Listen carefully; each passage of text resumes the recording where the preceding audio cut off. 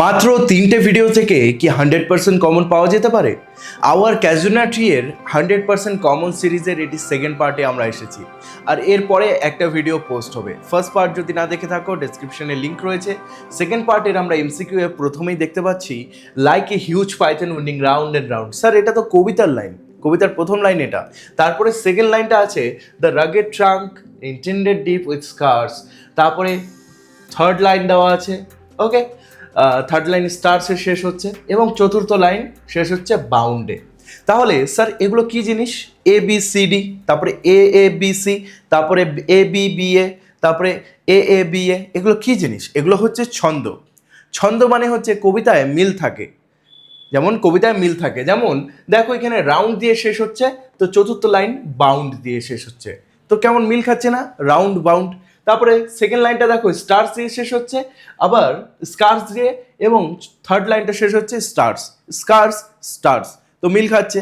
তো প্রথম লাইনটা আর চতুর্থ লাইনটার সঙ্গে মিল আছে, তো এই দুটাকে যদি আমরা এ ধরি তাহলে এ এ, আর মাঝখানটা এরা দুজন বি বি, কারণ স্কার্স আর স্টার্স এরা মিল খাচ্ছে। তাহলে আমাদের কি হয়ে গেল? এ বি বি এ, তাই না? A B B A, A B B A, এরকম মিল থাকে। তাহলে তোমরা পারবে এরপরে মিলাতে যে কোনো কোশ্চেনও। যদি একদম মিল না খায় তাহলে সেটা হয়ে যাবে এ বি সি ডি, কোনোটাই মিল নেই। অনেক কবিতা থাকে একদম মিল থাকে না, ওটা এ বি সি ডি। আর যেগুলোতে মিল থাকবে সেগুলো এ বি বি এ, অথবা তোমরা নিজের মতো করে মিলিয়ে নিতে পারবে, তাই না? Word hangs from the boughs of the casuarina tree. Our casuarina tree, এই কবিতাতে ক্যাজুরিনা গাছ থেকে কি ঝুলছে? ফ্রুটস মানে ফল ঝুলছে? একদমই না, ফলের কথা বলাই হয়নি। লিভস পাতার কথা বলা হয়েছে, হ্যাঁ বলা হয়েছে, কিন্তু ঝুলছে এই যে ডালপালা থেকে কি ঝুলে বলছে, তো এখানে হয়ে যাবে ফ্লাওয়ার্স। কোন ফ্লাওয়ার্স? সেই রক্তিম লাল ফ্লাওয়ার্সগুলো, রক্তের মতো লাল, ক্রিমসন লাল ফ্লাওয়ার্সগুলো, okay. What is the colour of the cluster of the flowers? সেই গুচ্ছ গুচ্ছ ফুলগুলো, সেগুলোর কালার কি? একটু আগেই বললাম, ক্রিমসন মানে রক্তের মতো লাল। Next 24 number, the giant in the poem is the. কবিতায় দৈত্য বলতে কার কথা বলা হয়েছে? কবির কথা? একদমই না, কবি তো একজন মহিলা ছিলেন। ক্রিপার মানে সেই লতার কথা? না, লতাকে পাইথন বলা হয়েছে। লতাকে কি বলা হয়েছে? লতাকে পাইথন বলা হয়েছে। পাইথন তো একদমই না। ক্যাজুরিনা গাছকে ইটসেলফ মানে ক্যাজুরিনা গাছকেই বলা হয়েছে দৈত্য, ঠিক না? তোমাদের প্রতিটি এমসিকিউ ভালো মতো আমি বুঝিয়ে দেবো। একটা দুটো ক্লাস করলেই তোমার কমপ্লিট হয়ে যাবে সিলেবাস, চিন্তা করো না। এই চ্যানেলে তোমাকে একদম ডিপ অ্যানালাইসিস দিয়ে পড়ানো হবে। The tree wears the keeper as. Tree গাছটা পড়ে রয়েছে সেই ক্রিপারটাকে, ক্রিপার বলতে গেলে লতাটিকে কিরকমভাবে পড়ে রয়েছে।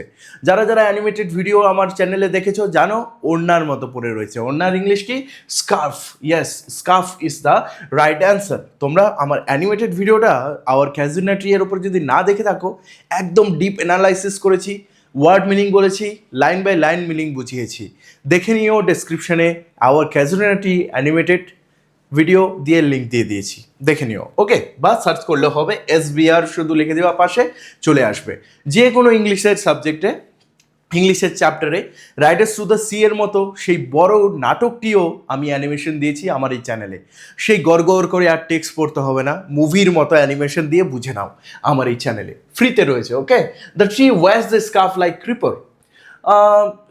গাছটি স্কার্ফের মতো লতাটিকে পরে রয়েছে। আচ্ছা, আনউইলিংলি মানে অনিচ্ছাকৃতভাবে, গ্যালেন্টলি গর্বিত হয়ে, ফিয়ারফুলি ভয় পেয়ে, নাকি স্যাডলি স্যাড হয়ে, পুরোপুরি একদম খারাপ দুঃখিত হয়ে, এটা হবে গ্যালেন্টলি। মানে গর্বিত হয়ে সে পড়ে আছে। গর্বিত হওয়ার একটা ইংলিশ তোমরা জানতে, প্রাউড, আর একটা জেনে গেলে গ্যালেন্টলি, ওকে। এরপরে which phrase best describe the casuarina tree in the poem? কোন লাইনটি ভালো মতো বোঝাচ্ছে যে ক্যাজুরিনা গাছের বর্ণনাটা ভালো বোঝাচ্ছে? A child wears the scarf, একটা দৈত্য সেই ওড়নাটি পড়ে আছে, হতে পারে।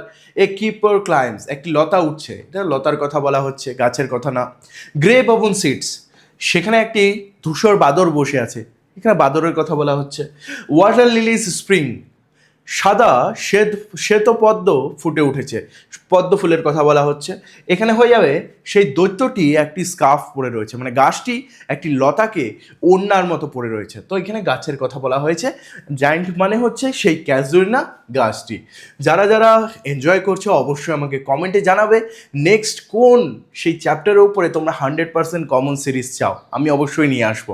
এটা আমরা সলভ করছি রেন মার্টিন থেকে, যেখানে সব থেকে বিখ্যাত টিচার্সরা পশ্চিমবঙ্গে তাদের কোশ্চেনপত্র পাঠায় এবং সেই কোশ্চেনগুলো থেকেই কিন্তু পর্ষদ মানে তোমাদের বোর্ড এইচএসের কিন্তু কোশ্চেন বানায়, মনে রাখো। তবে এগুলো যদি আমরা সলভ করি 100% কমন তো পাবোই, তাই না? এর সঙ্গেও তোমাদের কিন্তু বোর্ডের কোশ্চেনগুলো কমন করানো হবে, এখানে সলভ দেখে নিও, আমার চ্যানেলটি সাবস্ক্রাইব করে নিও। The flowers of the tree attract, গাছের ফুলগুলি কাদের আকর্ষণ করে? পাইথন সাপকে? না, পাইথন সাপ এখানে আসে না। পাইথন সাপ কিন্তু অ্যাকচুয়ালি নেই, সেই লতাকে পাইথন সাপের মতো বলা হয়েছে। লতাটিকে কি বলা হয়েছে? পাইথন সাপের মতো। বার্ডস মানে পাখি আসে? না, শুধু পাখি না, সেখানে মধুমাছিও আসে, মানে মৌমাছিও আসে, তো দুজনই হবে, বোথ বার্ডস অ্যান্ড বিজ। ওকে, তো ডি নাম্বার হয়ে গেল পারফেক্ট অ্যান্সার। রাতে বাগানটি একটি মিষ্টি গানে ভরে যায়, ঠিক আছে? ওভারফ্লো মানে ভরে যাওয়া, সুইট সং মানে তো মিষ্টি গান, ঠিক আছে? এখানে কোন গানের কথা বলা হয়েছে?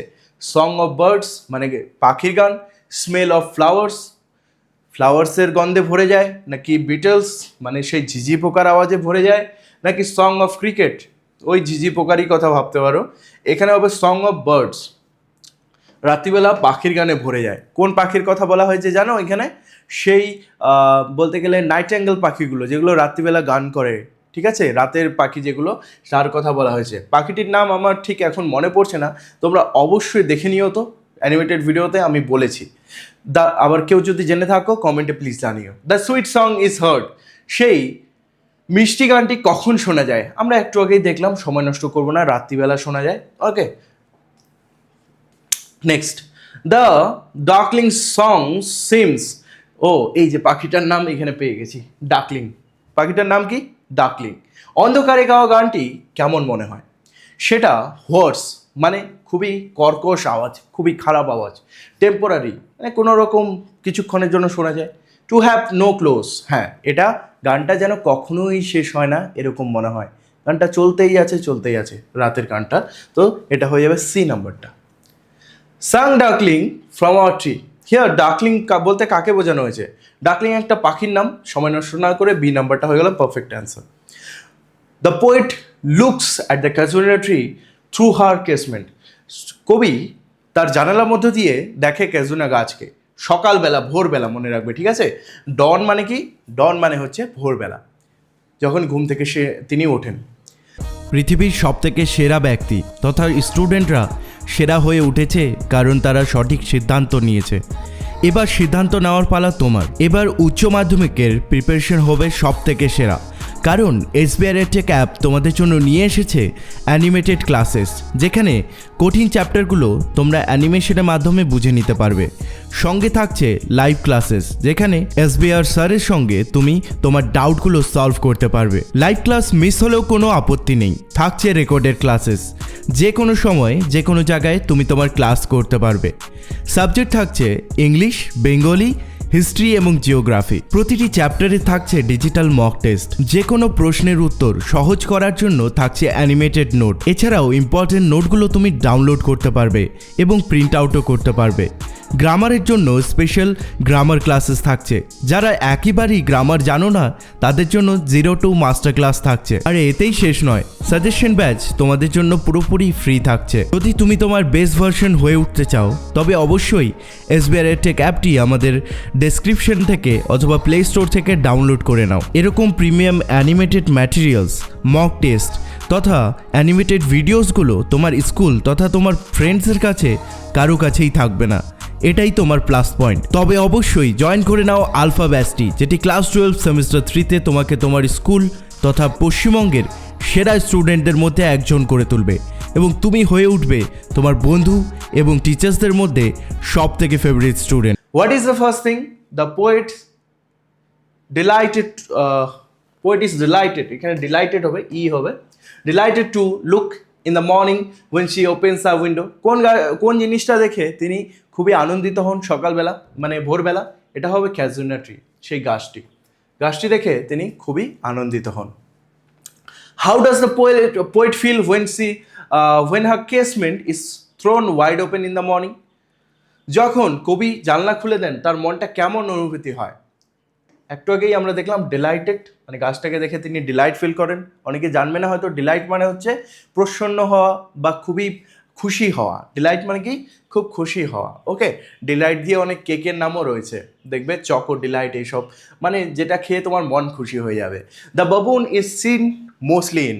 বাবুন বলতে গেলে এখানে বাদরটির কথা বলা হয়েছে। বাদরটিকে কখন দেখা যায়? এটাকে বাবুনকে দেখা যায় উইন্টারে, শীতকালে দেখা যায়। বাদরটিকে কখন দেখা যায়? শীতকালে। বলো তো কোথায় দেখা যায়? তোমরা যারা জানো কমেন্টে অবশ্যই জানাও। The poet ডিসকভার্স on the top of the tree এ, সেই গাছের একদম ডালে, গাছটা যেই একদম সব থেকে উঁচু ডাল, সেই উঁচু ডালে বসে আছে একটা বাবুন, মানে একটা বাদর। ঠিক আছে, তো বাদরটাকে গাছের সব থেকে উঁচু ডালে দেখা যায়। দ্য কালার অফ দ্য বাবুন, আমরা সবাই জানি বাবুনের কালারটা ছিল গ্রে, মানে ধূসর কালার, ছাই কালার। ওকে, তো শেষের দিকে আমরা চলে এসেছি। এর আগে তোমাদেরকে আমি বলে দিতে চাই যে প্রতিটি চ্যাপ্টারের আমি এরকম এমসিকিউ সিরিজ নিয়ে আসবো। তোমাদের পরীক্ষাতে 100% ভালো নাম্বার তোলাই হচ্ছে আমার একমাত্র টার্গেট, এবং তোমাদেরকেও আমি বলবো এই মিশনে জয়েন হয়ে যাও আর আমার সাবস্ক্রাইব করে নাও আমার চ্যানেলকে, কারণ 4th সেমিস্টারেও আমি কিন্তু এভাবেই থাকবো তোমাদের সঙ্গে। আগের যে ব্যাচ রয়েছে তারা 100% কমন পেয়েছে ইংলিশে, এবার তোমাদের ব্যাচের পালা। তোমরাও অনেক বেশি কমন পাবে, ভালো রেজাল্ট তুলবে, দায়িত্ব আমার। শুধুমাত্র তোমাকে ক্লাসগুলো করতে হবে। আর যদি ইচ্ছা হয় আমার সঙ্গে লাইভ ক্লাস করার এবং আমার একদম পার্সোনাল ভাবে আমার কাছে পড়ার কোচিং, তাহলে তোমরা আলফা ব্যাচটি নিয়ে নিতে পারো। ডিসক্রিপশানে আমার দেওয়া আছে কন্ট্যাক্টস, বা অথবা অ্যাপ থেকে গিয়ে কিনতে পারো। আলফা ব্যাচের মধ্যে কী কী আছে নিশ্চয়ই তোমরা ভিডিওটি দেখেছো, তো সবাই জয়েন করতে পারো। ওকে, অলরেডি কিন্তু অনেকজন জয়েন করেছে, তুমি পিছিয়ে পড়ো না। The grey baboon sits on the crest of the tree. Baboon গাছের চূড়ায় কার সাথে বসে থাকে? সে একা বসে থাকে। ঠিক আছে, গাছের চূড়ায় কিন্তু সে একা বসে থাকে। চূড়া বলতে সব থেকে উঁচু ডাল, এবং নিচু ডালগুলোতে তার বাচ্চা কাচ্চা খেলছে, কিন্তু চূড়াতে ও একা বসে আছে।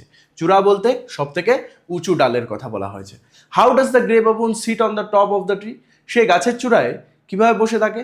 সে বসে থাকে একটা হিরোর মতো, একটা নায়কের মতো না, সে একটা মূর্তির মতো অচল হয়ে বসে থাকে, মানে নড়ছে না, চুপচাপ বসে আছে, অচল।